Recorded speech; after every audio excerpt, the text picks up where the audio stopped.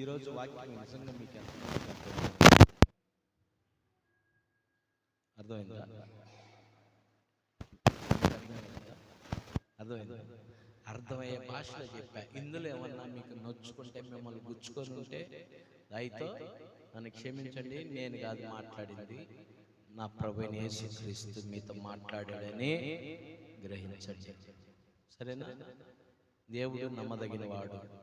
ఆయన నీతో సూటిగా మాట్లాడాలనుకుంటే ఈ అల్పుడిని ఎన్నుకుంటాడు. నేనే కాదు, నాలాంటి వాళ్ళని బోల్డ్ మందిని ఎన్నుకొని నీతో మాట్లాడతాడు. నీతో మాట్లాడాలంటే, మనిషికి బుద్ధి రావాలంటే గాడిదని వాడుకున్నాడు, మనిషికి బుద్ధి రావాలంటే కోడిని వాడుకున్నాడు, మనిషికి బుద్ధి రావాలంటే కాకును వాడుకున్నాడు దేవుడు కదా. యెజబెలు తరుముతుంటే ఏళ్ళకి సమృద్ధి అయినటువంటి ఆహారం కాకుల ద్వారా పంపించాడు. మనుషులు ఎవరు వచ్చి ఆమెకు భయపడి భోజనం పెట్టడానికి భయపడ్డారు మనుషులు. కొంతమంది ఈరోజు అట్టానే ఉన్నారు.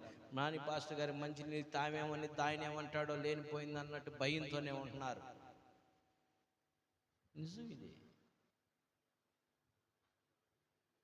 మనుషులకు బుద్ధి రావడానికి దేవుడు ఏం చేస్తాడు?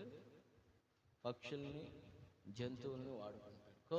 నీతో మాట్లాడటానికి అల్పుడైనటువంటి నన్ను ఇక్కడ వాడుకున్నాడు. దేవుడి మాటలు దీవించుగాక. ఆమేన్. మంచిది. చివరి ప్రార్థన ఆశీర్వాదం తీసుకొని ఈ కూడికను ముగించుకుందాం.